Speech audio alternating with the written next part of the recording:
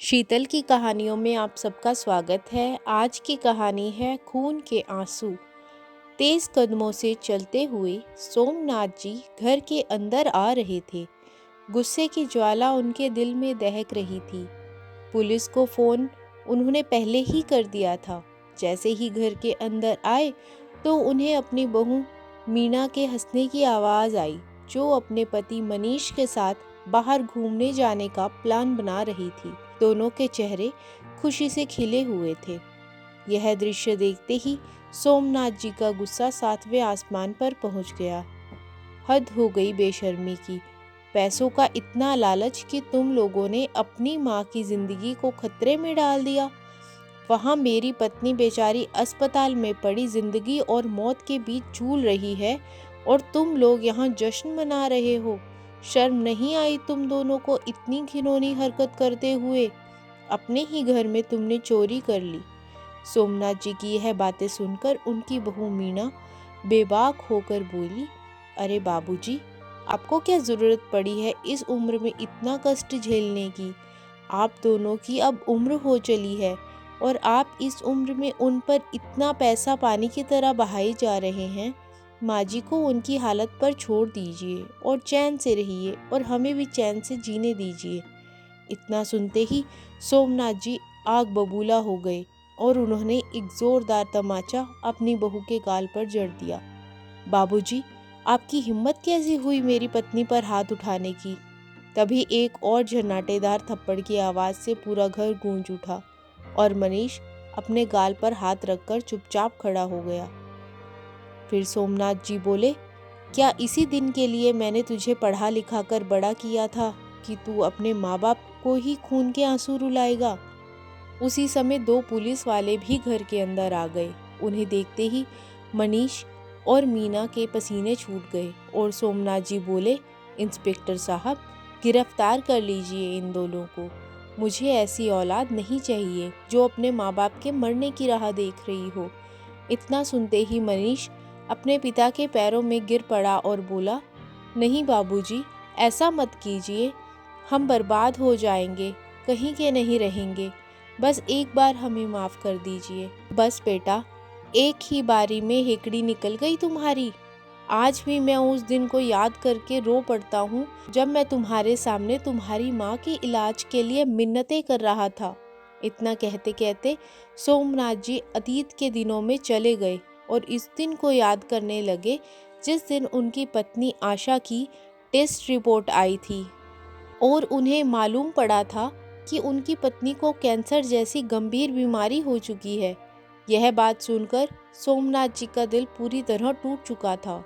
लेकिन डॉक्टर ने बताया था कि आजकल मेडिकल साइंस ने इतनी तरक्की कर ली है कि यदि सही समय पर ऑपरेशन कर दिया जाए तो यह बीमारी भी ठीक हो सकती है, लेकिन खर्च लाखों का होगा।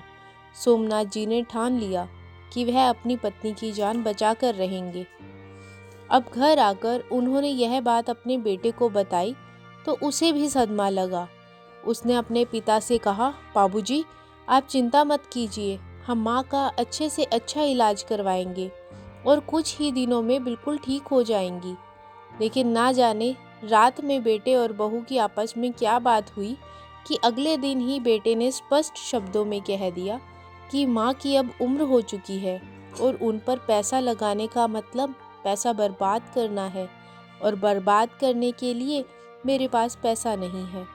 अपने बेटे के मुंह से यह बात सुनकर सोमनाथ जी जैसे ठगे से खड़े रह गए। उन्हें अपने कानों पर यकीन नहीं हुआ, लेकिन उन्होंने हिम्मत न हारते हुए अपनी पत्नी का पूरा ध्यान रखा। रोज सुबह शाम उन्हें सैर पर ले जाते थे। एक दिन पार्क में सैर करते हुए उनकी अपने मित्र से मुलाकात हुई। बातों ही बातों में उन्होंने अपने मित्र को अपनी पत्नी की तबीयत के बारे में और अपने बेटे बहू के रवैये के बारे में बताया। हालचाल बताते हुए उनकी आंखों से आंसू छलक पड़े। बेबसी उनके चेहरे से साफ नजर आ रही थी। उस समय उनके मित्र ने उन्हें हौसला दिया और कहा कि सोमनाथ, यह वक्त हिम्मत हारने का नहीं है। गांव में तुम्हारी कितनी ज़मीन पड़ी है, वह किस दिन काम आएगी? तुम जब कहो मैं ज़मीन का सौदा करवा दूंगा। अपनी पत्नी के इलाज के लिए बेटे बहू पर मोहताज रहने की तुम्हें कोई ज़रूरत नहीं है। अपने मित्र की इस बात से सोमनाथ जी को बहुत हौसला मिला और सही कीमत मिलने पर उन्होंने ज़मीन का सौदा कर दिया। जिस समय वे ज़मीन का सौदा करके घर लौटे तो घर आकर उन्हें अपनी पत्नी कहीं नज़र नहीं आई। फिर सोमनाथ जी ने अपनी बहू मीना को आवाज़ लगाई, मीना बहू, पूरा घर छान लिया लेकिन मुझे तुम्हारी सास कहीं नज़र नहीं आ रही, कहीं गई है? फिर मीना ने कहा, अरे बाबूजी, ऐसा भी क्या हो गया? तभी सोमनाथ जी बोले, अरे मैं उसे कहकर गया था कि मैं गांव में सरपंच से मिलने जा रहा हूँ, उसके बाद मुझे बैंक भी जाना है और कुछ कागजात पर तुम्हारी सास के साइन चाहिए थे।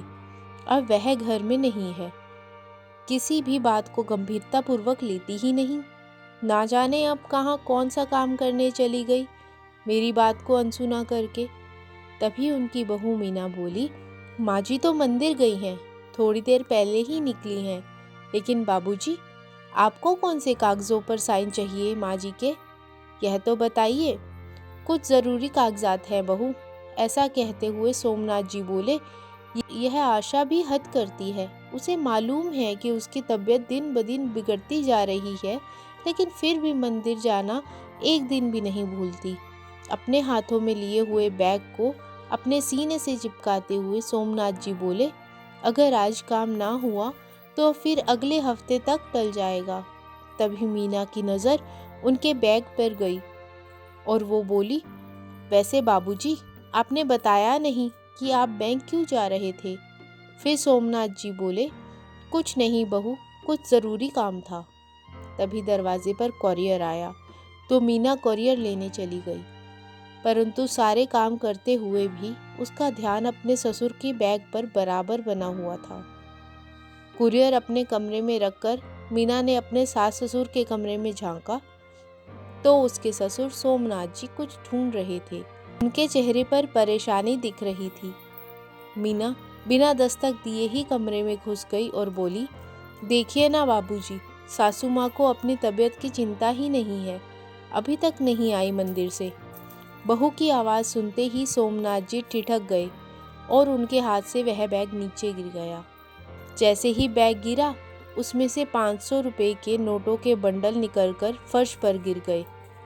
पैसों की गठियाँ देखते ही मीना की आंखें खुली की खुली रह गई। इतने सारे पैसे? मीना के मुंह से अचानक निकला और फिर सामान्य होती हुई बोली, वैसे बाबूजी, इतना सारा पैसा कहाँ से आया? ये किसका पैसा है? तो सोमनाथ जी ने जल्दी से उन पैसों को उठाकर अपने बैग में डाला और उसे बंद करते हुए बोले, वह बहू हमारे गांव वाली जो ज़मीन थी ना, उसको बेचने के लिए मैं सरपंच के पास गया था। अब वह ज़मीन बिक गई है तो कुछ पैसे मिल गए हैं। इन्हीं पैसों को जमा करवाने के लिए मुझे बैंक जाना था, लेकिन अलमारी की चाबी मुझे कहीं नहीं मिल रही। लगता है तुम्हारी सास के पास होगी। उधर मीना की आंखों में अभी तक नोटों की गठियों की तस्वीर नाच रही थी। वह बोली, बाबूजी, देखो ना, माँ जी तो अभी तक आई नहीं। अब आप कब तक इसे हाथ में रखोगे? हाँ बहू, यही तो मैंने सोचा था कि इन पैसों को तुरंत बैंक में जमा करवा दूंगा, क्योंकि अगले हफ्ते आशा को अस्पताल में भी तो दिखाना है। अब तो डॉक्टर ने भी कह दिया है कि अगर जल्द से जल्द ऑपरेशन ना करवाया गया तो मामला हाथ से निकल जाएगा। तभी मीना बोली, बाबूजी, वह सब तो ठीक है, लेकिन इन पैसों को कहाँ संभाल कर रखेंगे? बहू, जब तक आशा नहीं आती तब तक मैं इसी कमरे में बैठा हूँ, और मैं कर भी क्या सकता हूँ? फिर उनकी बहू मीना कहने लगी, अरे बाबूजी, आप मुझ पर इतना भी विश्वास नहीं करते। आप मुझे दीजिए, यह पैसे मैं अलमारी में रख देती हूँ, और यदि विश्वास न हो तो अलमारी की चाबी भी लाकर आपको दे देती हूँ। फिर सोमनाथ जी बोले, अरे नहीं बहू, यह तुम कैसी बातें कर रही हो? तुम हमारी बहू हो, तुम पर विश्वास नहीं करेंगे तो किस पर करेंगे? ठीक है, जब तक आशा नहीं आती तब तक तुम इसे अपने पास रखो। इतना सुनते ही मीना के चेहरे पर ऐसी खुशी आ गई मानो वह इसी वक्त का कब से इंतजार कर रही थी। मुस्कुराती हुई मीना उस बैग को लेकर अपने कमरे में चली गई। कमरे में जाते ही सबसे पहले उसने पैसों पर एक नज़र दौड़ाई, लेकिन उसकी आंखें फटी की फटी रह गई जब उसने देखा कि बैग में पूरे 10 लाख रुपए थे। तो अपनी चालाकी दिखाते हुए उसने उसमें से 2 लाख रुपया निकाल कर अलग रख लिया और बाकी के पैसे बैग में वापस डालकर अलमारी में रख दिए। थोड़ी देर में ही उसकी सास आशा जी आ गई तो मीना बोली, माँ जी, इतना भी कोई समय लगता है क्या मंदिर में? अरे नहीं बहू, रास्ते में ही मेरी सहेली मिल गई थी तो हालचाल पूछने बताने में थोड़ा समय लग गया। अच्छा एक बात बताओ, तुम्हारे ससुर जी आए हैं क्या? हाँ माँ जी, आपको ही कब से ढूंढ रहे थे, अभी अभी बाहर निकले हैं। आप एक काम कीजिए, यह लीजिए मेरी अलमारी की चाबी। मेरी अलमारी में ससुर जी ने अपना बैग रखा है, आप ले जाकर अपनी अलमारी में रख लीजिए। वह क्या है ना, ढेर सारे पैसे हैं, कल को इधर उधर हो गए तो आप सब तो मेरा ही नाम लगाएंगे, क्योंकि ससुराल में सबसे पहले शक तो बहू पर ही जाता है। फिर आशा जी बोली, ऐसा नहीं है बहू, हमने तो हमेशा तुम्हें अपनी बेटी माना है। अगर छोटी मोटी कोई बात होती भी है तो उसे दिल से लगाकर नहीं रखना चाहिए। मैं बैग निकाल लेती हूँ। ऐसा कहते हुए आशा जी बहू के कमरे में जाने लगी तो अचानक उनका दिमाग ठनका कि आज तक जो बहू अपने कमरे का दरवाज़ा तक भी बंद रखती है, उस बहू ने उन्हें अपनी अलमारी की चाबी कैसे दे दी। लेकिन फिर इस विचार को रफा दफा करते हुए वह बहू के कमरे में गई और अलमारी खोलकर अपने पति का बैग निकालकर ले आई और अपने कमरे की अलमारी में रख दिया। उसी समय सोमनाथ जी आए और बोले, हद करती हो आशा तुम भी। मैंने तुमसे कहा था कि आज मैं आऊँगा तो तुम घर पर ही रहना, लेकिन तुम मेरी बात नहीं सुनती हो। कहाँ हो? पति की बात सुनकर आशा जी बोली, अरे जिस काम के लिए आप मुझे ढूंढ रहे थे वह काम तो मैं पहले ही कर चुकी हूँ। तभी सोमनाथ जी ने कहा, कौन सा काम? फिर आशा जी बोली, अरे जो बैग आपने बहू को दिया था मैंने अलमारी में रख दिया, और देखिए ताला लगाकर चाबी भी अपने पास रखी है। वह तो ठीक है, लेकिन तुमने बैग चेक करके तो लिया ना, ठीक से तो रखा है ना? हाँ, पूरा बैग उठाकर अंदर रखा है। आप मुझे बुद्धू समझते होंगे, लेकिन आपकी आशा इतनी बुद्धू है नहीं। अरे नहीं आशा, तुम बस ज़रूरत से ज़्यादा सीधी हो, किसी पर भी भरोसा कर लेती हो ना। लेकिन यह दुनिया बहुत बुरी है, अब दूर क्यों जाना, अपने ही घर में देख लो। मौका मिलने पर हमारा बेटा भी हमें छलते समय नहीं सोचेगा। अरे आप भी ना, इतना मत सोचा कीजिए, मुझे तो आपकी ही चिंता लगी रहती है। कल को अगर मुझे कुछ हो गया तो आपका ख्याल कौन रखेगा? एक पल को भी यह बात अपने मुंह पर मत लाना। आशा जी के मुंह पर हाथ रखते हुए सोमनाथ जी बोले, मैंने सभी रिश्ते आजमा लिए हैं कि कौन अपना है और कौन बेगाना। हम दोनों का रिश्ता ही एक ऐसा है जो निस्वार्थ भाव से एक दूसरे के लिए सोचते हैं, वरना तो अपनी औलाद भी अपनी नहीं। अजी आप अपने बेटे के खिलाफ मन में जहर मत रखिए। अब वह शादीशुदा है, अपनी पत्नी की जिम्मेवारी भी उस पर है, और बहू की तो आए दिन कोई ना कोई मांग चलती रहती है। अब वह उसके शौक पूरे करेगा या अपने माँ बाप को देखेगा? अजय छोड़िए ना इन बातों को, मैं चाय बना कर आती हूँ। बैठकर चाय पीते हैं। दरअसल सोमनाथ जी अपनी पत्नी आशा की बीमारी को लेकर बहुत परेशान रहते थे, और आशा जी की बीमारी का इलाज बहुत महंगा था, जो केवल शहर के सबसे बड़े अस्पताल में ही संभव था। अगले दिन उन्होंने अपनी पत्नी के ऑपरेशन के लिए तारीख ले ली। उस समय उनका बेटा मनीष दूसरे शहर गया हुआ था। 2 दिन बाद जब वह लौट कर आया तो मीना ने तुरंत उसके कान भर दिए। वह गुस्से से भड़कता हुआ बाहर निकला और बोला, बाबूजी, यह सब क्या लगा रखा है आपने? तभी सोमनाथ जी अपनी सोच की मुद्रा से बाहर आते हुए बोले, किस बारे में बात कर रहे हो बेटा? मुझे कुछ समझ नहीं आ रहा।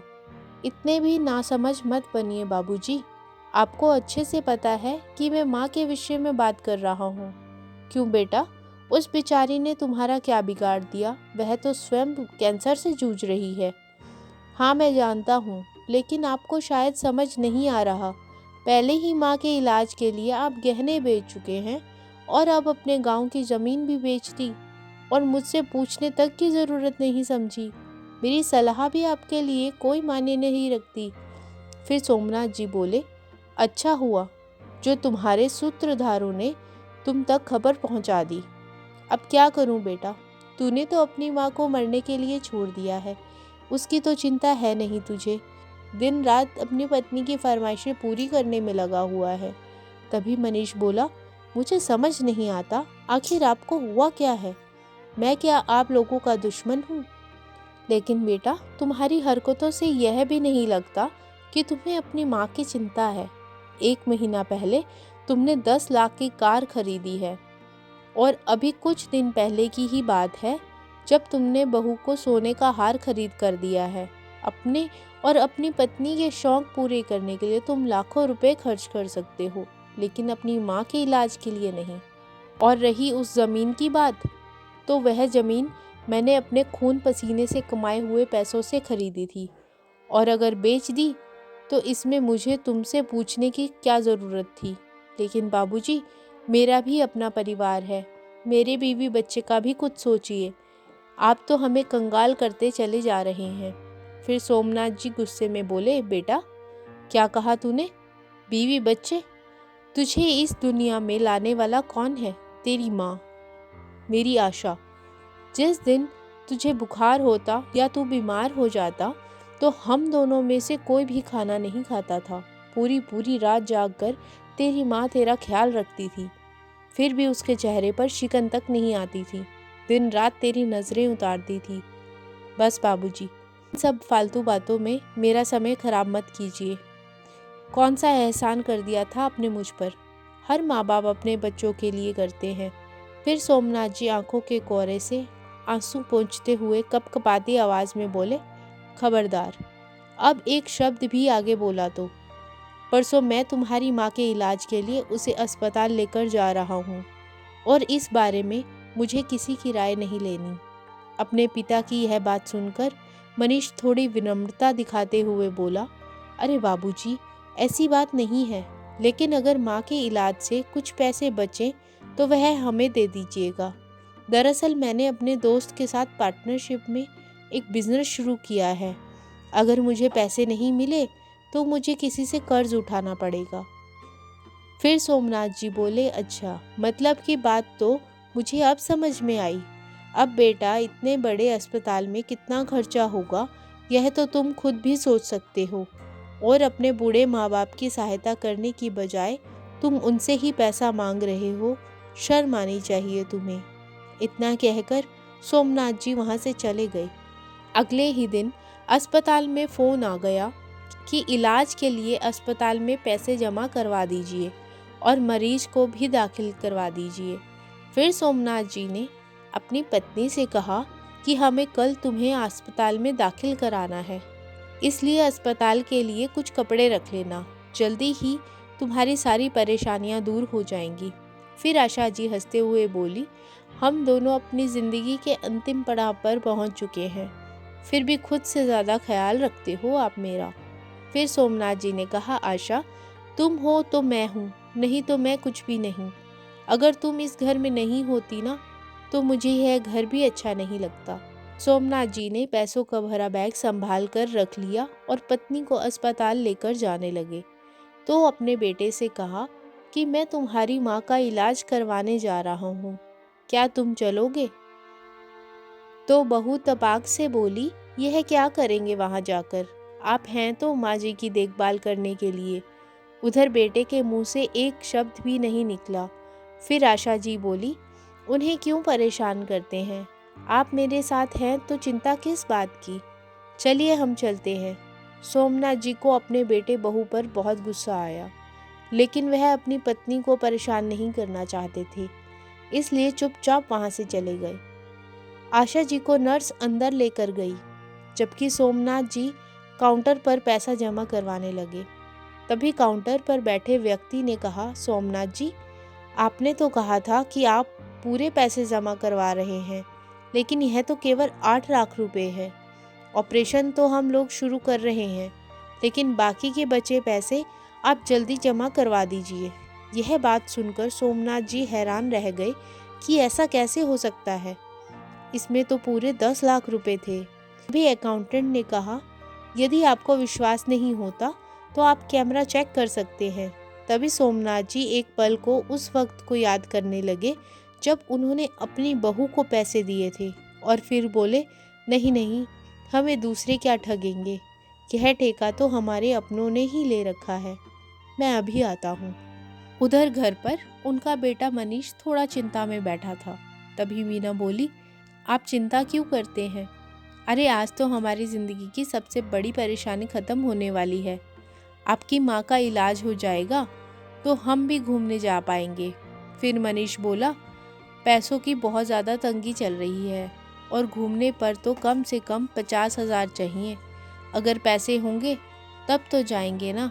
तभी मीना बोली, अरे आप मेरा इतना ख्याल रखते हैं, मैं आपका इतना सा भी बोझ कम नहीं कर सकती। अभी रुकिए। ऐसा कहते हुए मीना अंदर गई और अपनी अलमारी से पैसे निकाल कर आई और नोटों के बंडल से अपने आप को हवा करती हुई बोली, बस आप मेरी चिंता कीजिए, मैं किसी और चिंता को आपके पास फटकने तक नहीं दूंगी। फिर मनीष बोला, तुम्हारे पास इतने पैसे कहाँ से आए? तो मीना ने कहा, अरे आप आम खाइए, गुठलियाँ क्यों गिनते हैं? आपकी यह आदत मुझे अच्छी नहीं लगती। तो मनीष बोला, यह बात तो सच है, सबकी चिंता कर करके मेरा दिमाग खराब हो गया है। अब मुझे किसी से कोई मतलब नहीं, अब तो पक्का हम घूमने ही जाएंगे। ऐसा कहते हुए दोनों खिलखिलाकर हंस पड़े। उधर सोमनाथ जी जब घर पहुंचे तो बहू बेटा की बातें सुनकर ताली बजाते हुए बोले, अरे वाह, तुम लोगों ने तो कमाल ही कर दी। वहाँ तुम्हारी माँ जिंदगी और मौत से लड़ रही है और तुम दोनों अपने ही घर में पैसा चोरी करके उसी पैसे से घूमने के सपने देख रहे हो। उसी समय अपने पिता के पीछे पुलिस को आया देखकर मनीष और मीना के पसीने छूट गए। तभी मीना कांपती हुई आवाज़ में बोली, यह क्या कह रहे हैं आप बाबूजी? कुछ सोच समझ के बात कीजिए, मैंने कौन सी चोरी की है? फिर सोमनाथ जी बोले, ज़्यादा भोली मत बनो बहू, इतनी भी ना समझ नहीं हो। जिस दिन तुमने मेरे पैसे संभालने के लिए रखने की बात कही थी, शक तो उसी दिन हो गया था मुझे तुम पर। फिर मैंने सोचा कि तुम्हारी सास भी तो तुम्हारी माँ जैसी ही है, तुम उसे कोई तकलीफ नहीं आने दोगी, उसके साथ कुछ गलत नहीं करोगी। तभी मनीष बोला, बाबूजी, आपको शर्म नहीं आती अपनी बहू पर ऐसा इल्ज़ाम लगाते हुए? आपके पास क्या सबूत है कि पैसे मीना ने लिए हैं? तो सोमनाथ जी ने तुरंत बता दिया कि मेरे बैग में से 500 रुपये के नोटों के 4 बंडल गायब हैं। और मनीष ने जब मीना के हाथ में देखा तो उसके हाथ में भी 500 के नोट के 4 बंडल ही थे। तभी मीना बोली, अरे बाबूजी, अब आप लोगों की ज़िंदगी के दिन ही कितने बचे हैं और आप इस उम्र में उन पर इतना पैसा पानी की तरह बहाए जा रहे हैं। माँ जी के इलाज को छोड़िए, खुद भी चैन से रहिए और हमें भी रहने दीजिए। इतना सुनते ही सोमनाथ जी आग बबूला हो गए और उन्होंने एक जोरदार तमाचा अपनी बहू के गाल पर जड़ दिया। बाबूजी, आपकी हिम्मत कैसे हुई मेरी पत्नी पर हाथ उठाने की? तभी एक और झनाटेदार थप्पड़ की आवाज़ से पूरा घर गूंज उठा और मनीष अपने गाल पर हाथ रखकर चुपचाप खड़ा हो गया। फिर सोमनाथ जी बोले, क्या इसी दिन के लिए मैंने तुझे पढ़ा लिखा कर बड़ा किया था कि तू अपने माँ बाप को ही खून के आंसू रुलाएगा? फिर सोमनाथ जी बोले, इंस्पेक्टर साहब, गिरफ्तार कर लीजिए इन दोनों को। मुझे ऐसी औलाद नहीं चाहिए जो अपने माँ बाप के मरने की राह देख रही हो। इतना सुनते ही मनीष अपने पिता के पैरों में गिर पड़ा और बोला, नहीं बाबूजी, ऐसा मत कीजिए, हम बर्बाद हो जाएंगे, हम कहीं के नहीं रहेंगे, बस एक बार हमें माफ़ कर दीजिए। बेटा, भूलो मत, तुम्हारा बाप हूँ मैं। अगर तुम्हें पढ़ा लिखा कर इस काबिल बना सकता हूँ तो तुम्हें समय आने पर सबक भी सिखा सकता हूँ। और वैसे भी मुझे अपने घर में चोरों की कोई ज़रूरत नहीं, जो जिस थाली में खाएं उसी में छेद करें।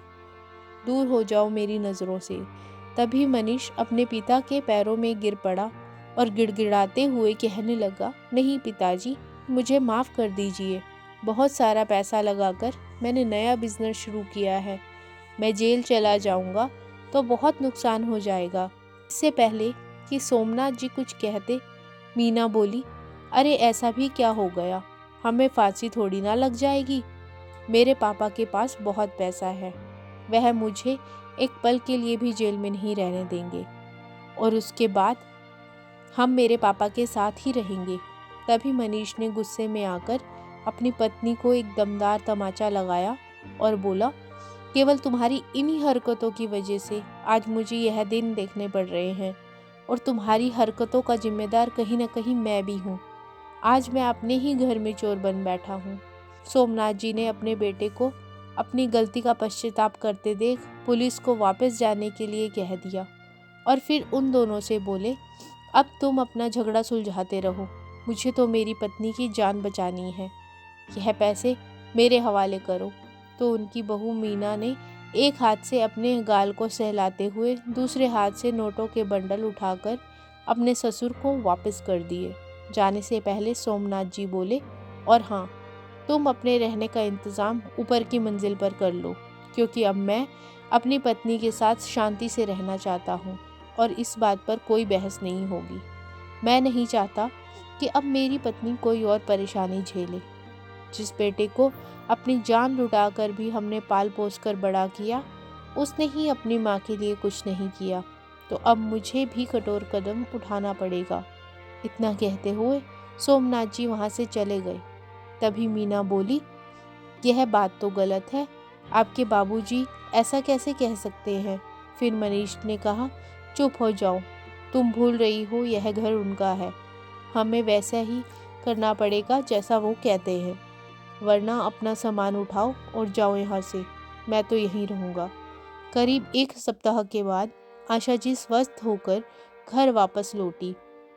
आज उन्हें घर खाली खाली सा लग रहा था। तो जैसे ही उन्होंने इस बारे में अपने पति से पूछा तो उन्होंने बताया, तुम्हारी बहू की इच्छा ऊपर वाली मंजिल में रहने की थी और मैं भी चाहता हूँ कि अब तुम अपने पुराने शौक पूरे करो। तुम्हें छोटे बच्चों को ट्यूशन पढ़ाना बहुत अच्छा लगता था ना। अब जल्दी ही मैं इस घर में कोचिंग सेंटर शुरू कर रहा हूँ। बुढ़ापे में हम लोग जितने व्यस्त होंगे उतनी ही चिंताएं हमसे दूर रहेंगी। यह बात सुनकर आशा जी बहुत खुश हुई। अब दोनों पति पत्नी अपनी कमाई से अपना खर्चा चला रहे थे। कभी बेटा पैसे से मदद करना चाहता भी तो सोमनाथ जी उसे जवाब देते कि दूध का जला छाछ भी फूंक फूंक कर पीता है। पहले भी मैं सर उठाकर जिया हूँ और आज भी सर उठाकर जीऊँगा। तुम अपनी और अपनी पत्नी की ज़रूरतों को पूरा करो।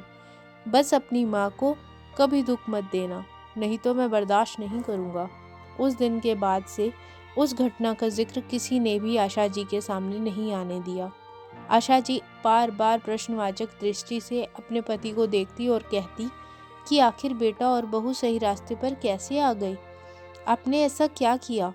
तो सोमनाथ जी मुस्कुराते कहते, बेटा बेटा होता है और बाप बाप ही होता है। आपको यह कहानी कैसी लगी कमेंट बॉक्स में ज़रूर बताइएगा। चैनल को लाइक और सब्सक्राइब करना मत भूलिएगा। धन्यवाद।